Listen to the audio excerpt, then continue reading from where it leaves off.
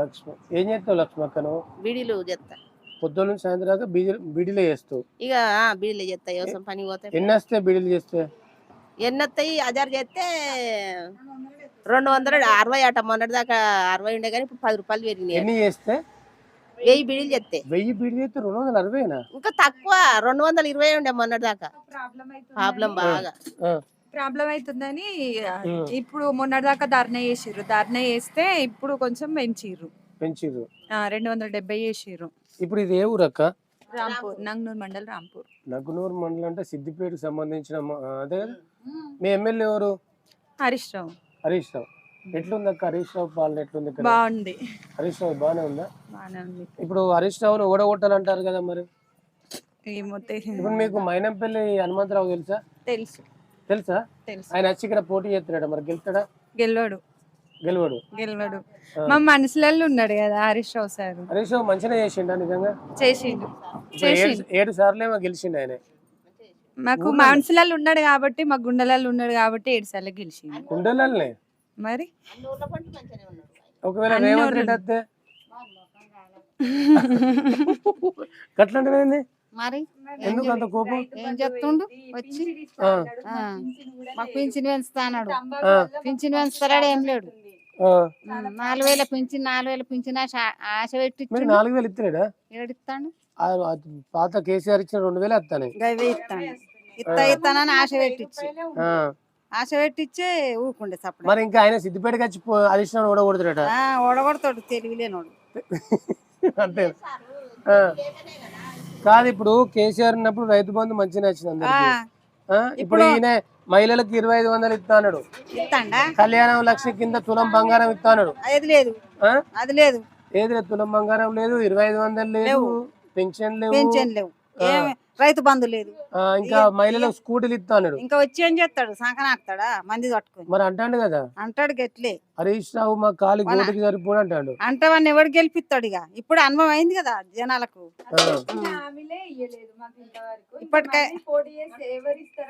రేవంత్ రెడ్డి ఏందో తెలిసిపోయింది కదా జనాలకు.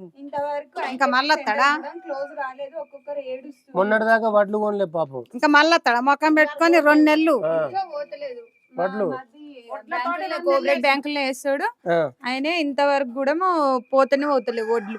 ఒక్కొక్కరు ఏడుస్తుర్రు. మా మధ్యకి ఫోన్ చేసి ఆయన కోఆపరేటివ్ బ్యాంకులనే పనిచేస్తాడు. అయ్యో, ఇంతవరకు కూడా వడ్లు పోతలేవు. ఇప్పుడేమో క్లోజ్ చేసినామని చెప్తారు. ఒక్కొక్క రోడ్ల మీద పోసి ఏడుస్తా ఉన్నారు. రైతులను మొత్తం మోసం చేసి సన్నాలకు 500 ఇస్తాడు. ఏది ఇయ్యలేదు. మేము కూడా వ్యవసాయం చేస్తాం. అసలు మాకు డబ్బులే పడతలేవు. అంత ముందుకు 40 రూపాయలు పడేటి, అవే 40 రూపాయలు పడుతున్నాయి మాకు. ఇంతవరకు కూడా మళ్ళా 500 మాత్రం అకౌంట్ లో పడతలేవు.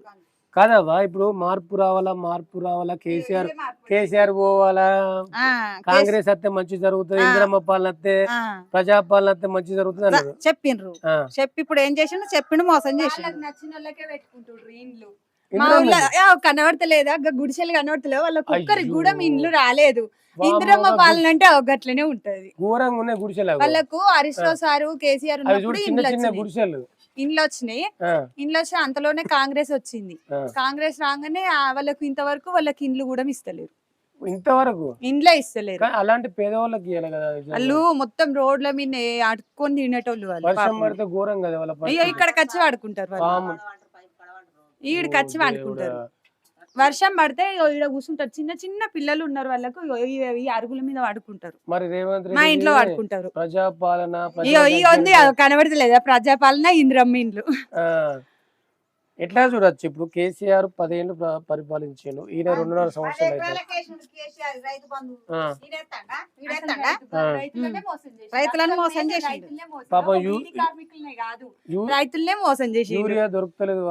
యూరియా కోసం ఒక్కొక్కరు అడ్డం పడుతురు. రైతులు ఒక్కొక్కరు లైన్ లో క్యూ లైన్ లో ఉండి ఒక్కొక్కరు చనిపోతురు. చెప్పులు లైన్ లో పెడతారు యూరియా కోసం. అసలు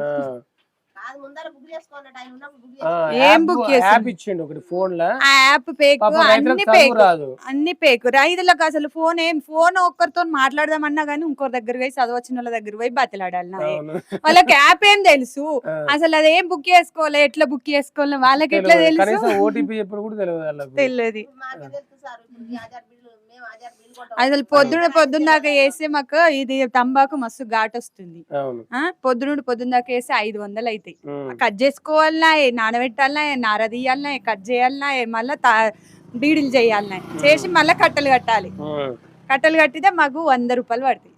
కాదక్క ఇప్పుడు మీ మహిళలను కోటీశ్వర్లను చేస్తా అని చెప్పి ఏం కోటేశ్వర అగో కాదు కాదు నీకు బస్ ఫ్రీ ఇయ్యలేదా?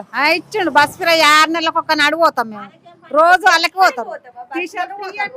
కాదు చాలా మంది ఇప్పుడు తీర్థయాత్రలకు అది బస్సు ఫ్రీ అని అన్నాడు.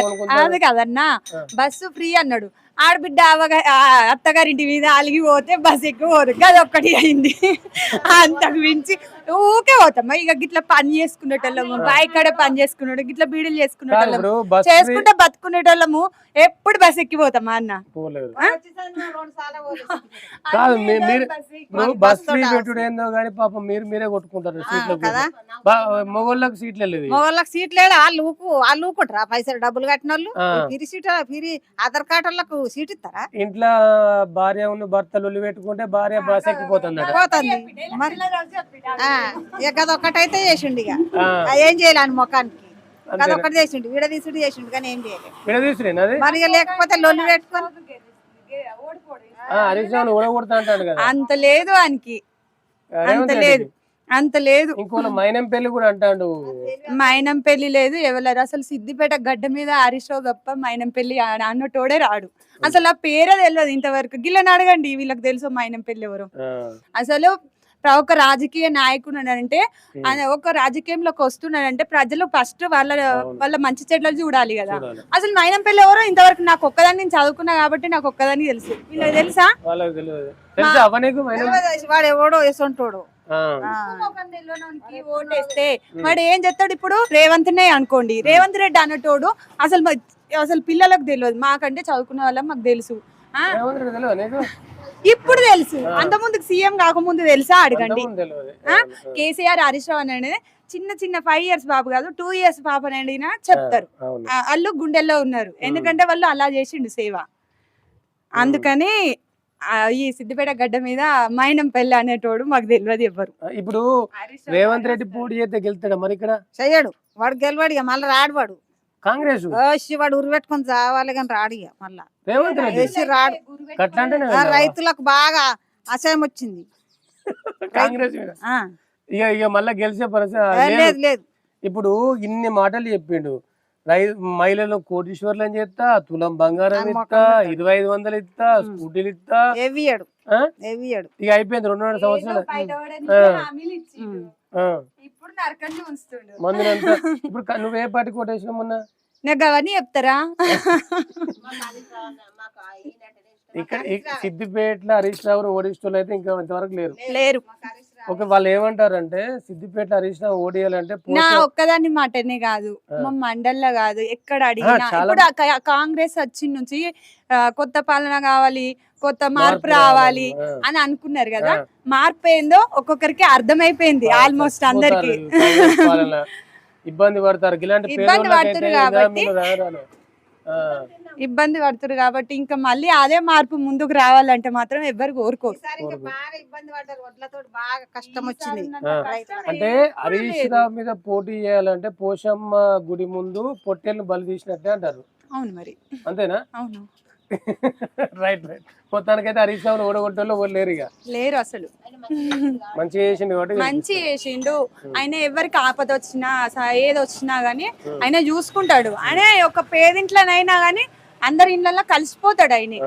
అందుకనే మా గుండెల్లో ఉన్నాడని చెప్తున్నా. ఒక రాజకీయ నాయకుడినిగా కాదు, ఆయన ప్రతి ఒక్క విషయంలో ఆయనకు ఇప్పుడు పదవి ఉన్నా లేకున్నా ఆయన మాత్రం ఖచ్చితంగా ప్రతి ఒక్క పేదింటికి వస్తాడు. వాళ్ళ ఆపత ఏందో వాళ్ళ సంపద ఏందో చూసుకోగలుగుతాడు. అసొంటి నాయకుడినే కోరుకుంటాడు. కానీ ప్రజలు ముక్కు ముఖం లేని వాళ్ళు, అసలు వాళ్ళ ముఖం తెలియనోడు నేను పోటీ చేస్తా అని అంటే ఎవరు ఓటేస్తారన్న? మొత్తానికి హరీష్ రావు ఉన్న రోజు సిద్దిపేట గడ్డ హరీష్ రావుదే. Right, thank you.